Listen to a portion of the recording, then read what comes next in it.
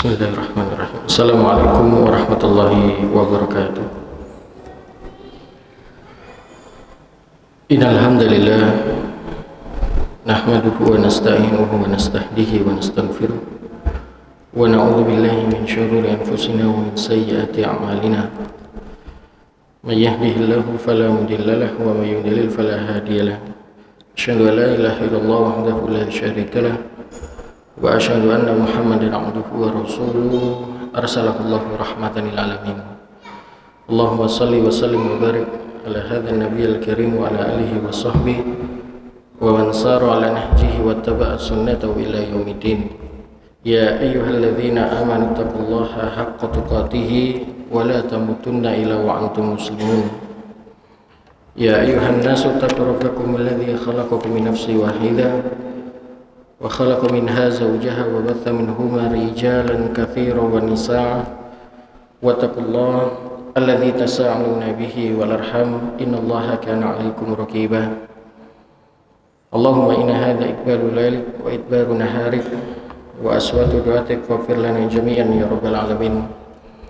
Allahumma inna nas'aluka fahman nabiyyin wa hifdzal mursalin wa ilhamal malaikatil muqarrabin birahmatika ya arhamar rahimin. Allahumma inna na'udzubika an nusyrika bika syai'an na'lamu wa astaghfiruka lima la na'lamu. Hadirin jamaah salat maghrib Masjid Al-Ikhlas yang dimuliakan oleh Allah Subhanahu wa taala. Kita masih membersamai kitab Al-Afat Al-Atorik, sebuah kitab, sebuah buku yang masih membahas seputar tentang tazkiyatun nafs. Nah, kalau dalam bahasa Indonesianya adalah bagaimana kita mampu menaklukkan 7 penyakit jiwa atau 7 penyakit hati para jamaah sekalian. Dan kita sudah masuk di bab yang kedua para jamaah sekalian, dan insya Allah ini kita masuk di pertemuan yang ketiga. Di bab yang kedua ini kita berbicara tentang seputar al-istijal. Apa al-istijal itu para jamaah sekalian? Al-istijal adalah sebuah istilah dalam agama kita yang diterjemahkan kalau dalam bahasa Indonesia adalah sikap yang tergesa-gesa para jamaah sekalian. Tergesa-gesa dalam beramal, tergesa-gesa dalam bersikap, tergesa-gesa dalam beribadah, tergesa-gesa dalam situasi kita mengambil sebuah keputusan. Semua ini para jamaah sekalian kalau dalam istilah agama kita dikenal dengan istilah al-istijal, yaitu sikap tergesa-gesa. Secara bahasa al-istijal ini para jamaah sekalian itu diartikan disegerakan ya, atau dipercepat ya. Lebih umumnya atau lebih khususnya para jamaah sekalian, bagaimana sikap seseorang menyegerakan atau mempercepat sesuatu yang tidak pada tempatnya ya. Contoh misalkan yang tidak pas itu kalau kita waktunya sholat maghrib ternyata belum waktunya sholat maghrib. Nah ini istijal yang tidak diperbolehkan pada jamaah sekalian, mengawali waktu maghrib misalkan. Tapi apakah semua al-istijal dalam Islam tidak boleh? Maka jawabannya tidak pada jamaah sekalian. Ada al-istijal memang dalam agama kita ini dianjurkan, disunahkan untuk disegerakan, untuk dilakukan. Contoh misalkan dalam hal kita berbuka puasa ya, sunnah Nabi SAW itu kalau kita sedang berpuasa, maka sunnah Nabi ketika kita berbuka itu adalah disegerakan, tidak boleh ditunda gitu. Atau kemudian dalam hal penguburan mayit misalkan ya, ini juga tidak boleh ditunda-tunda pada jamaah sekalian, juga harus disegerakan ya. Tergesa-gesa yang disegerakan, memang ini tuntutan syariat pada jamaah sekalian. Kita tidak boleh berlama-lama. Ada saudara muslim kita yang meninggal ya, yang kemudian sudah tidak ada lagi satu dan lain hal yang ditunggu, maka kita punya kewajiban untuk menyegerakan menguburkannya para jamaah sekalian. Intinya al-istijal ini para jamaah sekalian tergantung situasi dan kondisi. Tapi al-istijal yang sedang kita bahas ini para jamaah sekalian lebih mengarah kepada hal-hal yang sikapnya, sifatnya, perilakunya bukan pada tempatnya. Di pertemuan sebelumnya para jemaah sekalian kita sudah membahas panjang lebar bagaimana pandangan Islam terhadap al-istijal ini, kemudian dampak-dampak negatif ya dalam penyakit al-istijal ini, ya mulai menyebabkan seseorang, ya kalau punya istijal seperti ini Pak, menyebabkan apa? Seseorang terkena penyakit futur. Ya, futur ini pembahasan kita di bab pertama Pak, al-futur adalah bagaimana kondisi seseorang itu turun semangatnya dalam beribadah, tidak punya giro dalam beribadah.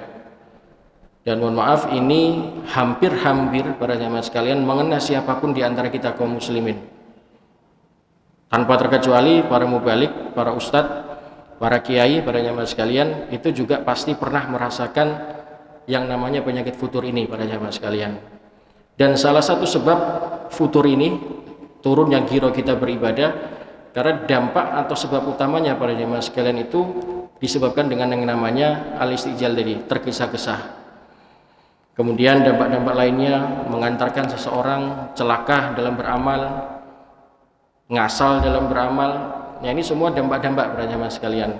Poin demi poin sudah kita lalui, dan insya Allah malam hari ini kita juga sudah melewati ya faktor-faktor yang menyebabkan al-istijal. Maka insya Allah para jamaah sekalian malam ini kita akan masuk di pembahasan yang terakhir dalam bab al-istijal ini, yaitu pembahasan tentang terapi mengatasi penyakit al-istijal ini para jamaah sekalian. Setelah kita ketahui ya faktor-faktor penyebab penyakit al-istijal ini, ya, tergesa-gesa dalam beramal, maka kita perlu mengetahui terapi untuk mengatasinya para jamaah sekalian.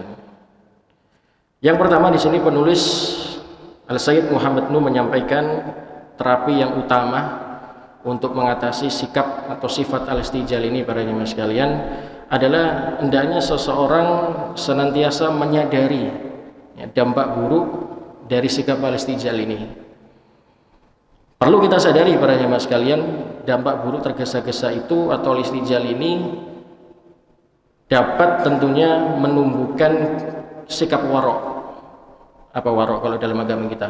Ya, kehati-hatian para jemaah sekalian, kewaspadaan dalam kita bertindak dalam beramal, bertindak ngambil keputusan, ya, bertindak dalam melakukan aktivitas-aktivitas dan berbagai macam yang memang sifatnya kita dipaksa harus segera mengambil keputusan para jemaah sekalian, atau mungkin kita dalam beramal. Maka yang paling mendasar sekali yang harus kita pahami tentang terapi pertama ini para jemaah sekalian adalah kita mengetahui dampak buruknya. Kalau kita salah mengambil keputusan, kira-kira dampak buruknya apa ya? Kalau kemudian kita tergesa-gesa dalam beramal, contohnya dalam melaksanakan sholat, apa ya dampak buruknya? Maka ini poin pertama yang betul mendasar harus kita pahami para jemaah sekalian. Mohon maaf, biasanya ada orang Pak dipikir nanti, Ustaz gak ada kesuwen, kakek mikir kok malah gak melakukan. Tidak seperti itu juga para jamaah sekalian konsep dalam Islam. Ya. Dalam Islam itu sudah tertata semua, muamalahnya, ibadahnya, hubungan kita dengan juga sesama manusia, semua ditata para jamaah sekalian. Jadi kita tidak dianjurkan kemudian sikapnya selalu tergesa-gesa. Harus benar-benar diperhitungkan dengan matang. Ya, kira-kira kalau saya nanti tergesa-gesa dalam beramal ini apa ya dampaknya? Contoh kita misalkan pada jamaah sekalian sholat kemudian tidak tumakninah, apa tidak tumakninah itu? Tidak khusyuk, tidak tenang, gitu ya. Kira-kira dampaknya apa ya? Oh iya, dampaknya saya nanti bisa jadi berkurang pahala yang saya dapat dari beribadah. Atau naudzubillah mungkin saya tergesa-gesa ketika mau sholat, wudhu saya kurang dari rukunnya. Berarti nanti dampaknya adalah pasti sholat saya mulai dari wudhu saya tidak sah, yang secara otomatis sholat saya juga tidak sah. Maka perlu para jamaah sekalian, yang paling utama terapi untuk mengatasi sikap al-istijal ini adalah bagaimana kita menyadari apa dampak buruk dari istijal ini tadi para jamaah sekalian.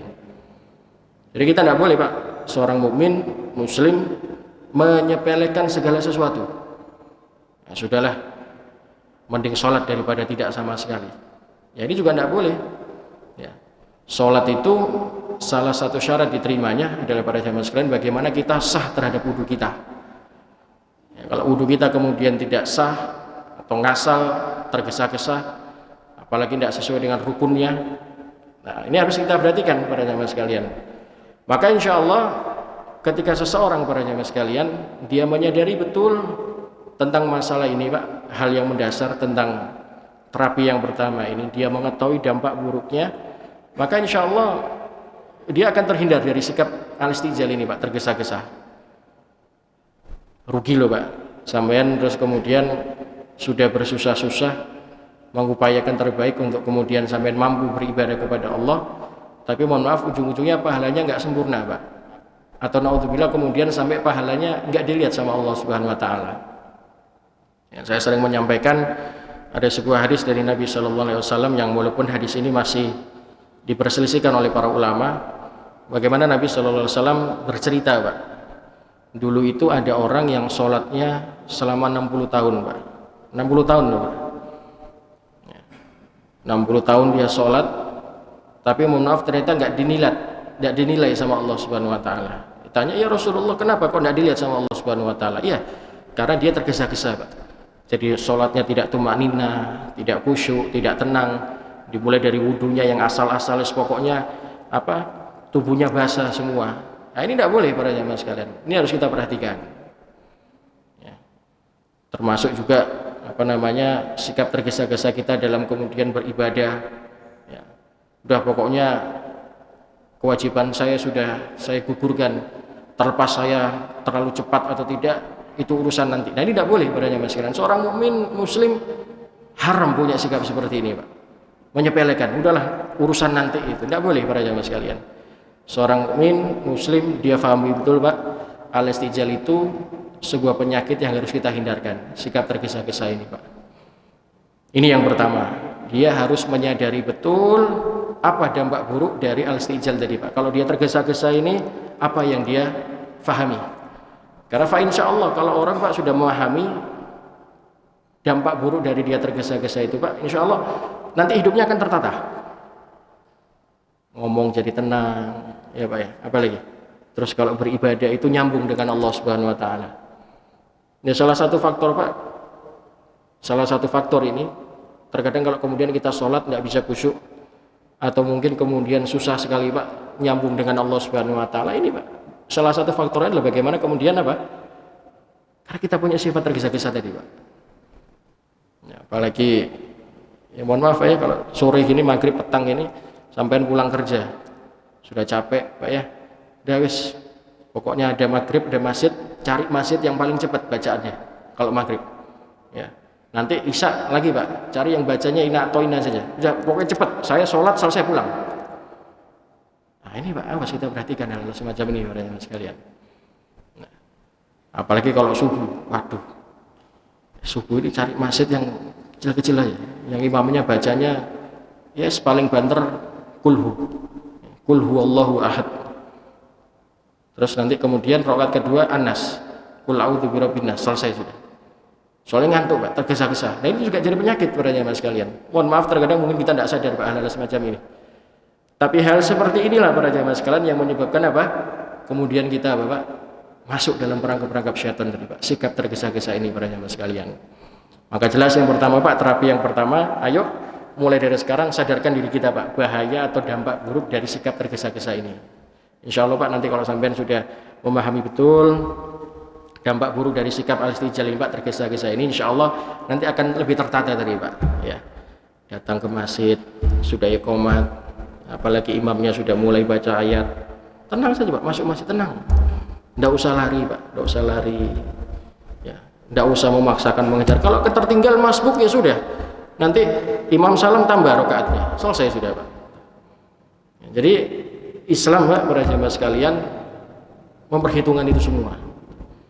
Jadi tidak usah khawatir Pak. Justru yang kita waspadai Pak, di pertemuan sebelumnya sudah saya sampaikan, bahayanya kita tergesa-gesa Pak al-istijal ini para jamaah sekalian, hanya karena kita semangat beribadah, mengejar target ibadah kepada Allah Subhanahu Wa Taala, ini dampak buruknya Pak tidak main-main. Sampai bisa nanti Pak, qadarullah matinya dalam keadaan tidak terhormat.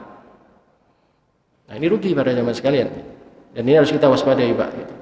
Kematian yang mendadak seperti itu. Ini yang pertama Pak. Kemudian yang kedua para jamaah sekalian, terapi yang kedua Pak yang bisa kita lakukan agar kita terhindar Pak dari sikap al-istijal ini adalah selalu mengkaji Al-Quran dan Sunnatullah para jamaah sekalian. Ya, mengkaji Al-Quran, ya, memberikan gambaran para jamaah sekalian kepada kita tentunya tentang Sunnatullah.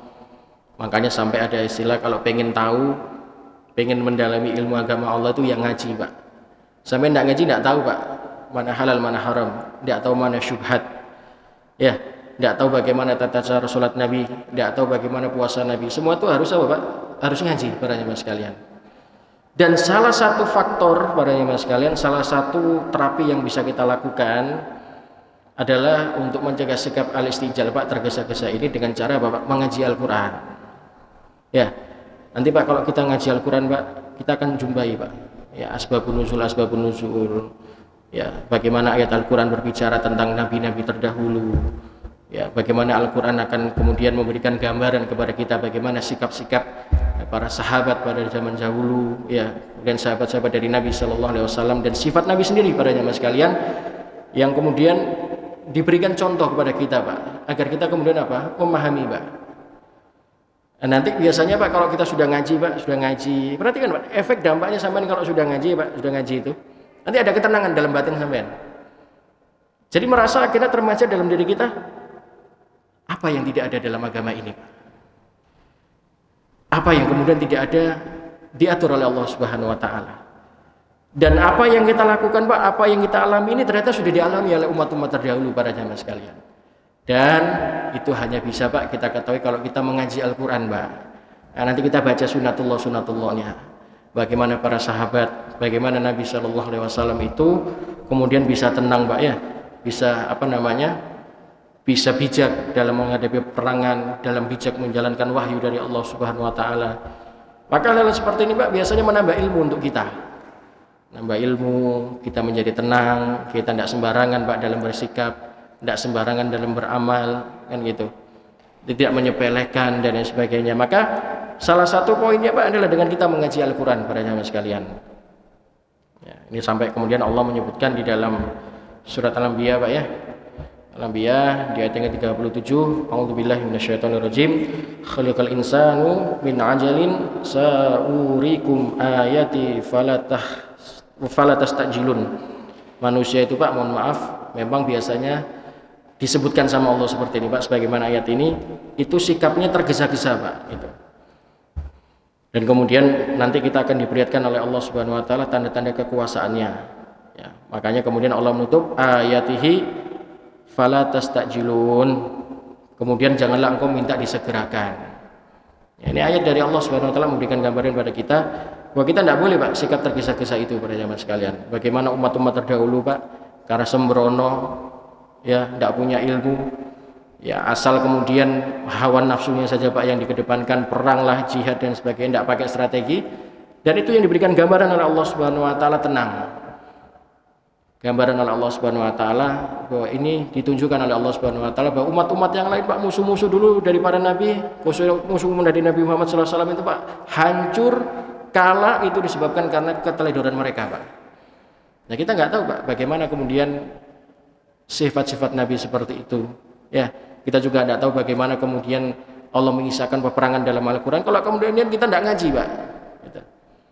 Maka minimal para jamaah sekalian, orang yang kemudian dia mengaji Al-Quran, memahami sunnatullah, itu sejengkal Kak menyebabkan seseorang itu Pak jauh lebih tenang, lebih bijak, lebih kalem. Orang Pak sekeras-kerasnya sifat karakter mereka itu biasanya Pak puncaknya lulu Pak dengan Al-Quran, mengaji dengan Al-Quran. Tapi kalau kemudian Al-Quran pun Pak yang kita baca, yang kita kaji tidak mampu menyerap dalam hati kita, mungkin saking kerasnya hati kita ini para jamaah sekalian. Makanya sampai dalam sebuah hadis, ya, Aisyah radhiyallahu anha mengatakan hati Nabi, akhlak Nabi apa Pak? Al-Quran itu para jamaah sekalian. Jadi kalau mau kita lihat kepribadian Nabi, kalau kita mau melihat akhlak-akhlak Nabi Shallallahu Alaihi Wasallam, ya lihatlah Al-Quran itu para jamaah sekalian. Karena Nabi begitu tenangnya Pak, begitu bijak, begitu kalem gitu ya dalam menghadapi situasi. Selain memang Nabi Shallallahu Alaihi Wasallam itu para jemaah sekalian juga Bapak dilindungi oleh Allah Subhanahu Wa Taala, dijaga oleh Allah Subhanahu Wa Taala. Maka terapi yang kedua para jemaah sekalian, hendaknya seseorang itu Pak banyak mengaji Al-Quran. Ya, jangan males Pak ngaji Al-Quran. Gitu. Ya, ngaji juga bukan sebatas ngaji, kita hafal ayatnya, tapi bagaimana kemudian kita mentadaburi tidak Pak? Mendalami Al-Quran itu tidak akan gitu. Maka insya Allah Pak, kalau kemudian kita sudah mengaji Al-Quran, mendalami Al-Quran ini para jemaah sekalian, kita Pak akan hidup kita akan jauh lebih tenang, lebih bijak Pak. Ya, masalah apapun Pak, itu nanti sepele Pak di hadapan kita, tidak ada apa-apanya. Kita yakin kita punya Allah Subhanahu Wa Taala. Ya, Allah mengatakan la yukallifullahu nafsan illa wus'aha. Ya, Allah tidak membebani menguji manusia itu Pak di luar batas kemampuannya. Nah kalau kita tidak ngaji Pak, tidak tahu ayat-ayat seperti itu para jemaah sekalian. Sehingga apa? Ketika datang musibah, datang cobaan Pak, kita punya mindset dalam diri kita. Oh ya, cobaan ini, musibah ini yang menimpa diri saya, insya Allah Pak bisa kita lewati. Ya ini harus dengan ngaji Pak, tidak ngaji kita nggak tahu Pak gitu. Ini yang kedua Pak. Kemudian yang kedua para jemaah sekalian, selain kita mengaji Al-Quran, mengaji sunnatullah, maka kita dianjurkan juga para jemaah sekalian untuk terapi mengatasi penyakit al-istijal ini Pak, sikap tergesa-gesa adalah kita mengaji sunnah dan perjalanan dari Nabi Shallallahu Alaihi Wasallam. Mohon maaf Pak, kita Pak biasanya kalau ngaji Nabi Pak, ngaji sifatnya Nabi. Kalau di sebuah kitab itu nama kitabnya ini Pak, Al-Syama'il. Syama'il itu Pak, kepribadian Nabi. Kepribadian Nabi Pak. Itu diulas semua Pak. Bagaimana Nabi hidup, bagaimana Nabi bertetangga, bagaimana Nabi bersama keluarganya. Ya, bagaimana Nabi kemudian menyelesaikan sebuah permasalahan. Itu diulas semua dalam kitab ini para jemaah sekalian. Karena nanti kalau Pak kita sudah mendalami Pak bagaimana kebiasaan Nabi, akhlak-akhlak Nabi Pak, sirau-sirau perjalanan dari Nabi Sallallahu Alaihi Wasallam, nanti insya Allah Pak kita dapat gambaran yang utuh ya tentang berbagai tingkat ujian yang penderitaan yang dialami oleh Nabi Sallallahu Alaihi Wasallam. Ya, kesabaran tindakan ini Pak, ini bagaimana Nabi tidak tergesa-gesa Pak dalam mengambil keputusan. Loh mau Pak kita kalau mau ngaji sirah Pak kita lihat hampir pada jemaah sekalian Nabi itu tidak pernah Pak salah dalam mengambil keputusan, selalu bijak Pak. Loh ya Ustaz, ya, Nabi kan Nabi Rasul informasinya langsung Pak A1 dari Allah Subhanahu Wa Taala, dari Jibril kan ya, Jibril kemudian dari Allah Subhanahu Wa Taala. Iya. Selain memang faktor Nabi Pak, manusia juga dia seorang Nabi, seorang Rasul Pak, tapi memang dia ditarbiyah oleh Allah Subhanahu Wa Taala, ditarbiyah Pak, dididik oleh Allah Subhanahu Wa Taala untuk bijak. Bayangkan Pak, perang Uhud itu loh Pak. Saya tahu perang Uhud Pak, perang alami perang Uhud Pak. Itu perang Uhud kan salah satu faktor Pak, salah satu faktor yang menyebabkan kaum muslimin pada jamaah sekalian kalah dalam peperangan Uhud itu Pak, itu kan disebabkan karena kaum muslimin pada saat itu, para sahabat radhiyallahu anhu ajma'in pada jamaah sekalian tidak patuh terhadap apa yang diperintahkan oleh Nabi sallallahu alaihi wasallam. Kan itu Pak. Nabi sudah perintahkan, nanti apapun yang terjadi, ya, kondisi apapun kaum muslimin menang, kaum muslimin kalah, kalian tetap berada di atas bukit. Kan gitu Pak perintah Nabi. Nabi dengan tenang, sudah kalian apapun yang terjadi sampai kalian semua tetap di atas bukit. Jangan turun. Tapi apa yang terjadi pada jemaah sekalian ketika kaum muslimin sudah kemudian menguasai peperangan, ya, kemudian harta ghanimah sudah bertebaran di tengah peperangan Pak ya. Ghanimah itu Pak, harta rampasan perang itu sudah bertebaran, sudah berceceran Pak. Dan menyebabkan kaum muslimin khususnya para sahabat pada saat itu Pak tergoda oleh hawa nafsunya Pak. Ya. Lupa Pak apa yang diperintahkan oleh Nabi. Padahal Nabi sudah perintahkan apapun yang terjadi kalian tetap di atas bukit. Tapi karena para sahabat Pak diuji keimanannya oleh hawa nafsunya pada jamaah sekalian, melihat ghanimah sudah banyak, ya, terus kaum muslimin sudah menguasai peperangan, mereka turun Pak dari atas bukit. Mereka lupa nasihat Nabi, jangan turun apapun yang terjadi sampai aku perintahkan, kata Nabi sallallahu alaihi wasallam. Tapi qadarullah para jamaah sekalian, para sahabat turun Pak.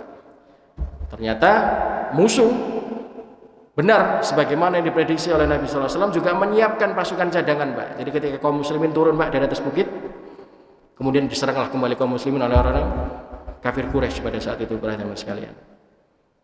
Bayangkan Pak, Nabi itu Pak tidak tergesa-gesa dalam mengambil keputusan.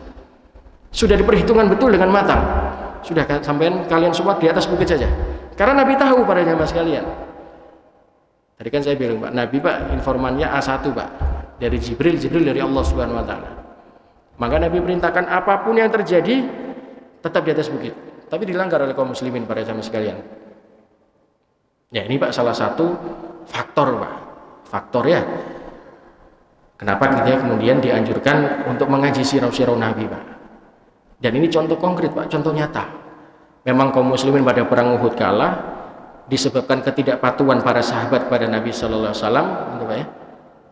Maka salah satu faktor yang menyebabkan kita Pak bisa menghindarkan sikap al-istijal ini banyak mengaji sirah Nabi Sallallahu Alaihi Wasallam.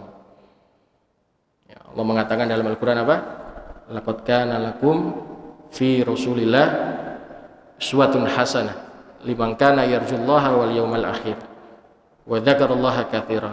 Sungguh ya ada keteladanan, ada suri tauladan fi Rasulillahi uswatun hasanah. Pada diri Muhammad itu Pak ada keteladanan. Jadi Pak kita umat Islam mohon maaf jangan anti Pak yang mengkaji hadis-hadis Nabi itu. Kadang kan gitu Pak kita. Sama Nabi kita sendiri Pak fobia. Sama Nabi kita sendiri Pak, sama Rasul kita sendiri malas Pak. Lebih parahnya mohon maaf, ini mohon maaf Pak, saya harus bicara padanya. Lebih parahnya Pak, menghujat nabinya sendiri. Apa Islam itu? Kok kemudian Rasulnya, nabinya itu kok kemudian mengawini banyak wanita. Nah ketika orang kafir Pak bicara seperti itu, kita umat Islam Pak menggonggongi hal semacam itu Pak. Dibenarkan pula. Ini sudah tidak mau ngaji akhlaknya, tidak mau ngaji kepribadiannya, malah menghujat Nabi Sallallahu Alaihi Wasallam. Na'udzubillah berajam sekalian. Maka saudara yang dimuliakan oleh Allah Subhanahu Wa Taala, ayo Pak kita juga mulai Pak tekankan pada kita banyak mengkaji Pak sirah-sirah Nabi. Ya, bagaimana kehidupan Nabi. Nanti Pak kalau kita mendalami Pak perjalanan Nabi Sallallahu Alaihi Wasallam, kita akan banyak jumpai Pak permasalahan-permasalahan yang Nabi hadapi, kita hadapi juga pada saat ini. Kita mengetahui bagaimana Nabi menyelesaikan permasalahan, kita juga akan mengetahui bagaimana cara Nabi menyelesaikan permasalahan. Ya tentu Pak nanti sesuai dengan apa? Kadar kita Pak. Ya dengan kapasitas kita. Tapi minimal Pak kita memahami, oh iya Nabi kalau kemudian ada persengketahan masalah tanah kah, masalah kawin kah, masalah waris kah, oh ternyata Nabi seperti ini. Masalah misalkan had Pak, masalah hukum pidana, oh ternyata Nabi menyelesaikan seperti ini. Insya Allah Pak kalau kita mengaji akhlak kepribadian Nabi pada zaman sekarang sirah-sirah Nabi, ya kita akan belajar Pak bagaimana bijaknya Nabi Sallallahu Alaihi Wasallam.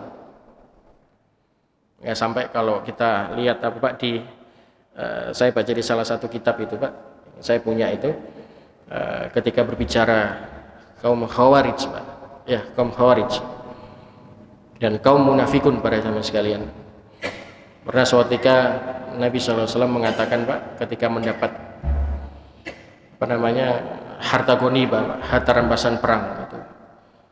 Terus kemudian dibagikan oleh sebagian sahabat yang lain. Kemudian ada seorang sahabat mengatakan Pak, ya, Muhammad zalim, ya, Muhammad tidak adil, dia bilang itu. Karena merasa iri Pak. Ini kok saya ini para sahabat ini yang lebih lama dahulu hijrah Pak, mengenal Islam, bersyahadat, ya menjadi sahabat Nabi, berperang bersama Nabi, jihad bersama Nabi, kok tidak dapat ghanimah?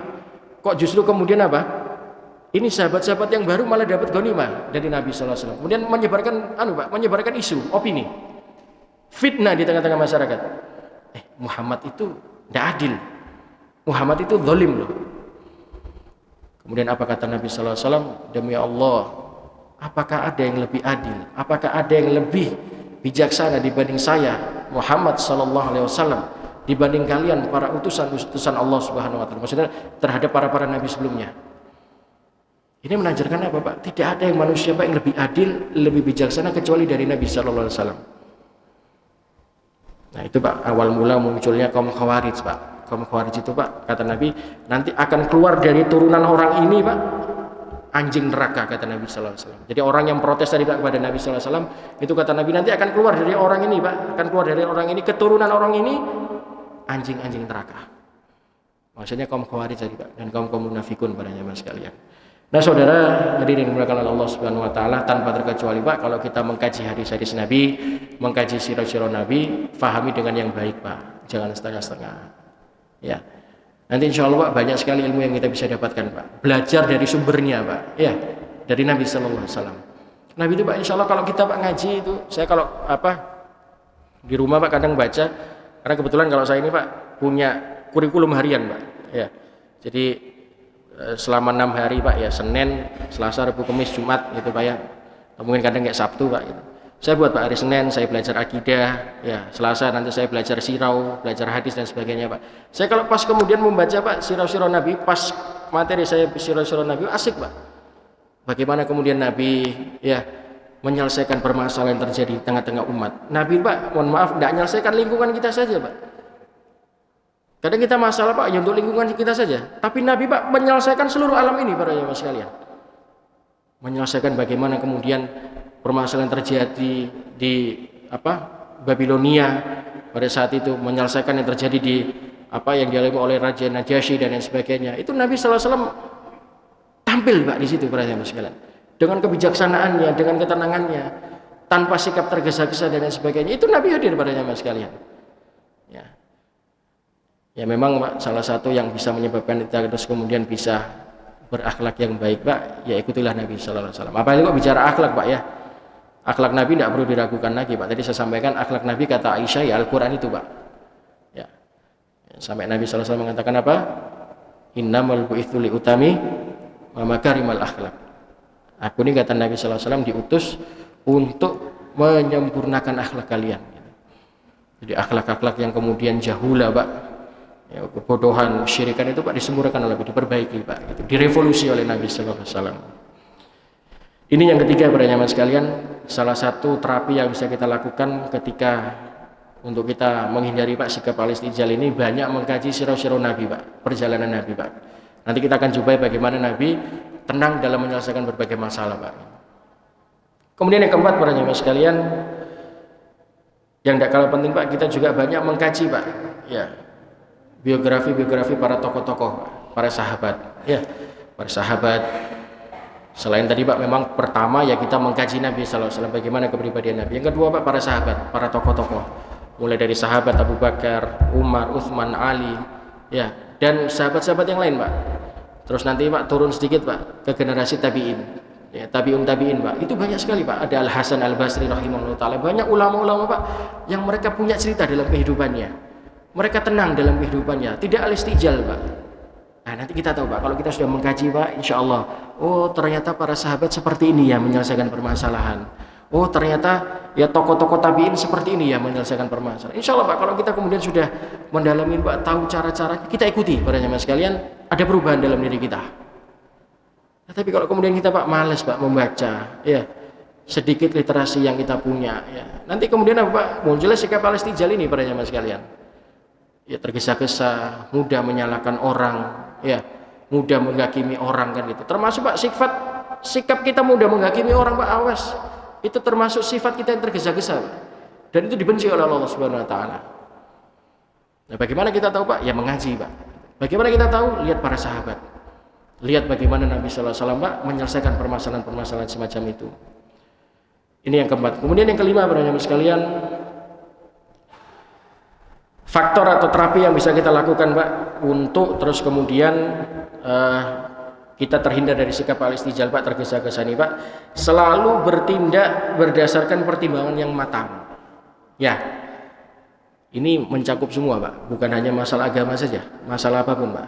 Sampai pimpinan di sebuah perusahaan atau sampai kepala divisi, kepala bidang, kepala unit dan sebagainya Pak, ayo sampai pengambil kebijakan, ambil kebijakan yang matang Pak, dengan tenang. Jangan juga kemudian apa Pak, mengambil keputusan didasari dengan hawa nafsu dan emosi. Nah, ini tidak boleh para jemaah sekalian. Itu Pak, kalau di kehakiman Pak, ya di kodik pelajaran saya dulu Pak, seorang hakim Pak tidak boleh Pak memutus itu dalam keadaan dia emosi. Tidak boleh Pak mengambil keputusan memutuskan sebuah perkara dalam keadaan dia mengikuti hawa nafsunya. Karena nanti ujung-ujungnya nggak adil Pak. Sama seperti kita saat ini Pak. Dalam menyikapi permasalahan apapun, tolong dipertimbangkan dengan matang Pak. Mohon maaf nanti Pak, kalau kemudian kita salah ngambil keputusan, salah kaprah Pak istilahnya, atau tidak tepat mengambil keputusan Pak, nanti ini kita bisa Pak jatuh di lubang yang sama. Apalagi Pak ya tadi Pak, apalagi kalau kemudian sudah ada pelajaran Pak, di sebelumnya saya salah mengambil keputusan, terus di kemudian saya jangan sampai, ayo Pak, dan ini memang diajarkan oleh Nabi. Ada hadis Bukhari Muslim para jamaah sekalian ya, Nabi SAW mengatakan Pak, la yalda'u al-mu'minun min jarri fahidin maratain. Seorang mukmin itu para jamaah sekalian tidak boleh jatuh ke lubang yang sama untuk kedua kalinya.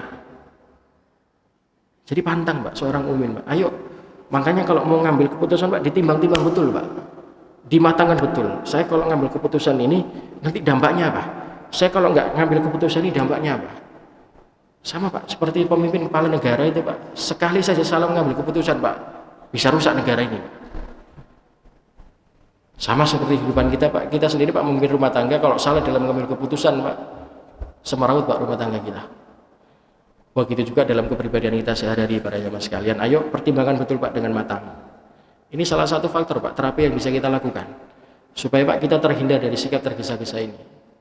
Kan sampai kalau mempertimbangkan dengan matang sebelum mengambil keputusan atau sebelum melakukan amal ibadah itu Pak ya, itu kan sampai pikir dengan matang, dengan tenang, nanti kalau sudah tenang Pak, keputusan dihasilkan itu Pak juga sesuai hati nurani, bukan sesuai nafsu Pak. Nah, ini bahaya sekali para jamaah sekalian. Dampak dari salah kita mengambil sebuah keputusan para jamaah sekalian itu berdampak minimal Pak untuk diri kita sendiri, apalagi kalau lingkup yang lebih besar Pak ya, untuk negara misalkan seperti itu.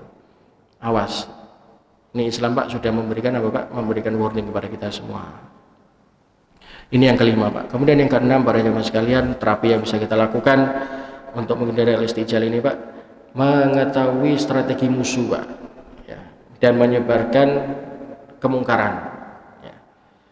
Nah ini Pak, ini penting sekali, karena kalau dengan kita mengetahui strategi musuh ya, nanti biasanya Pak seorang penyuruh kebajikan itu dapat mempelajari dan mengantisipasi Pak berbagai dampak buruk yang akan ditimbulkan dari strategi musuhnya, hingga ia mampu bersikap hati-hati dan bertindak dengan bijak para jamaah sekalian.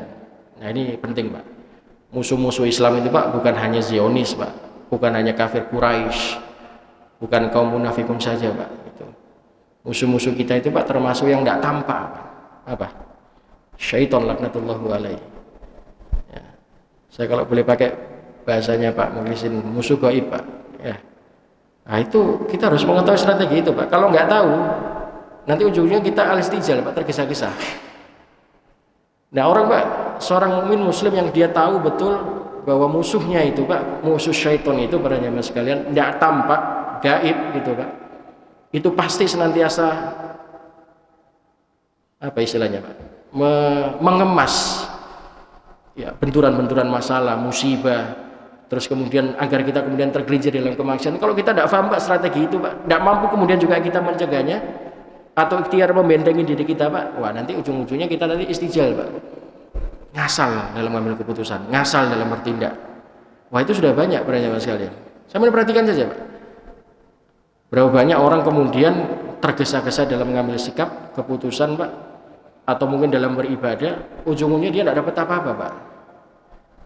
Ya sama Pak, contoh tadi saya kasih contoh di awal, sampai tergesa-gesa Pak, dengar muazin sudah iqamat, imamnya sudah baca surat, sudah mulai takbiratul ihram, sudah sholat lah Pak, terus sampai dengar Pak dari parkir, duh saya sudah telat, terus sampai lari Pak, tergesa-gesa, tidak bisa tenang, sampai sholat Pak tidak khusyuk, akhirnya kemeringet lagi, waduh sudah, terus sampai hanya mengandalkan setelah salam apa? Astagfirullah, astagfirullah. Ya memang dianjurkan Pak, tapi kan sia-sia Pak. Kalau sampai coba fahami, oh iya ya, ternyata masbuk itu tidak apa-apa.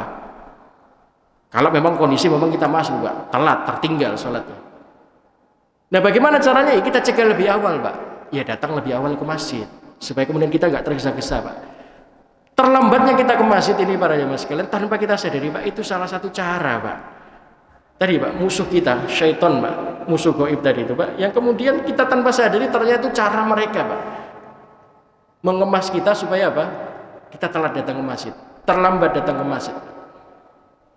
Saya di awal Pak dulu pernah membahasakan ya, syaitan itu Pak, kalau tidak bisa cegah kita ke masjid, ya perhatikan kalimat saya Pak.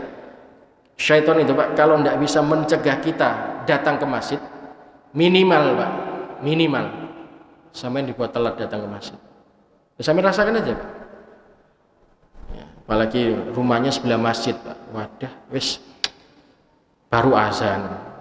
Nanti aja. Nanti habis azan itu iqomah, apalagi masjid al-Ikhlas itu 7 menit.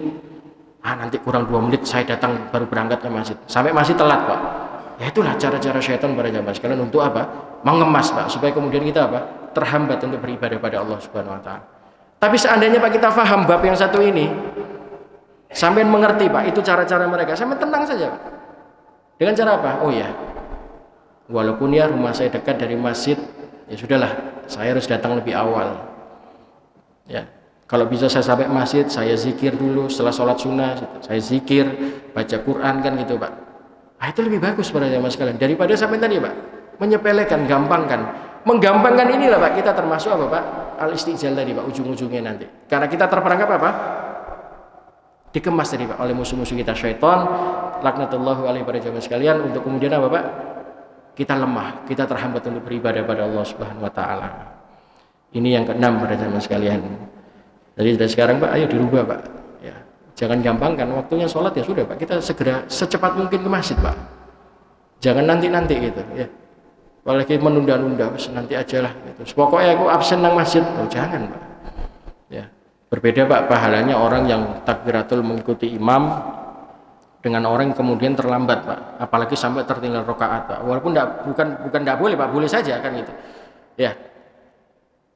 Maka yang terbaik adalah bagaimana kemudian kita Pak bisa mengikuti takbiratul ihramnya imam. Makanya sampai ada hadis Pak, siapa yang selama 40 hari, ini hadis sahih Pak ya, siapa yang selama 40 hari Pak dia tidak tertinggal takbiratul ihramnya imam Pak, insya Allah dia terbebas dari sifat apa Pak? Kemunafikan. Makanya di beberapa masjid itu sekarang malah dijadikan ini Pak, dijadikan ajang ya, di masjid-masjid tertentu Pak ya, nggak semua. Ayo berlomba siapa yang kemudian selama 40 hari atau 1 bulan tidak tertinggal takbiratul ihram ya imam, nanti dapat diundi hadiahnya umroh gitu. Itu ada Pak masjid-masjid yang seperti itu kan gitu. Ya, positifnya Pak ya kita anggap sajalah memang mengajak para jamaah untuk semangat beribadah ya, untuk lebih giat untuk beribadah kan gitu. Kita sikapi positif saja para jamaah sekalian. Ini yang keenam tadi para jamaah sekalian. Ayo mulai sekarang kita fahami betul Pak strategi musuh-musuh kita Pak ya, termasuk tadi Pak musuh-musuh syaitan tadi Pak ya, itu yang real Pak, contoh nyata yang ada di kehidupan kita, itu yang kata Nabi mengalir dalam darah-darah kita ini Pak. Syaitan itu Pak mengalir dalam darah-darah kita para jamaah sekalian, sedekat itu dengan kita para jamaah sekalian ya, tanpa terkecuali Pak tadi ya musuh-musuh di luar kita Pak, musuh-musuh Islam juga ya. Ya kita juga harus pakai strategi Pak. Kalau jihad itu sebagaimana Nabi SAW tadi Pak, perang jihad itu pakai strategi Pak. Kalau kemudian kita tidak bisa bijak, tidak bisa tenang Pak, nanti ada istilah Pak, sumbu pendek. Baru dikompori sedikit Pak, sudah panas, terus tergesa-gesa Pak. Sudah kita langsung saja, kita habisi, kita jihad. Tidak seperti itu Pak cara Islam para jamaah sekalian. Ya. Maka ini harus kita pahami para jamaah sekalian. Kalau kita sudah pahami betul strategi musuh-musuh kita Pak, yang tampak maupun yang tidak tampak tadi, maka insya Allah para jamaah sekalian kita akan bisa jauh lebih tenang Pak. Dan insya Allah kita terhindar dari apa? Sikap al-istijal, yaitu sikap yang apa? Yang tergesa-gesa para jamaah sekalian. Kemudian yang terakhir para jamaah sekalian, terapi yang bisa kita lakukan Pak untuk salah satu upaya kita mencegah dari sikap tergesa-gesa ini Pak adalah selalu melatih diri kita untuk bersikap hati-hati dan penuh pertimbangan Pak. Jadi selalu mengendalikan dan melatih diri untuk bersikap hati-hati dan penuh pertimbangan. Ini insya Allah dapat melenyapkan berbagai penyakit al-istijal Pak, atau sikap tergesa-gesa. Nah ini penting sekali para jamaah sekalian. Ini masih ada hubungannya tadi dengan poin yang kelima Pak ya. Jadi di Islam itu Pak ada sikap namanya sikap al-wala wal bara atau juga al-wara. Ya. Kalau al-wara itu Pak sikap kehati-hatian, waspada kita. Nah seorang mukmin Pak harus punya sikap itu Pak. Kewaspadaan. Kalau kemudian seorang mukmin Pak lempeng saja, udah jalan aja. Iya kita jalan-jalan terus Pak gitu. Tapi tetap kita harus ada kewaspadaan Pak, kehati-hatian. Allah Pak tidak mungkin melindungi kita kalau nggak ada usaha dari diri kita Pak. Ya, kurang ekstrim apa Pak? Ya, kurang ekstrim apa? Nabi Ibrahim alaihi wassalatu wassalam itu dibakar seperti itu, Pak. Coba. Apa terus kemudian dia pasrah begitu saja sama Allah? Tidak, Pak. Ya, tetap dia berdoa pada jamaah sekalian kepada Allah. Doa ini termasuk ikhtiar kita. Bagaimana terus kemudian api, Pak, yang sebegitu panasnya dirubah oleh Allah Subhanahu wa taala berkat ikhtiar, Pak, ya, doa dari Nabi Ibrahim. Api itu menjadi dingin pada jamaah sekalian.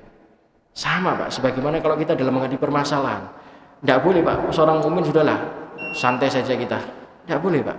Seorang mukmin muslim pada jamaah sekalian tetap harus ada sikap kehati-hatian, Pak. Seorang nabi saja, Pak, berhati-hati, Pak, dalam kehidupannya.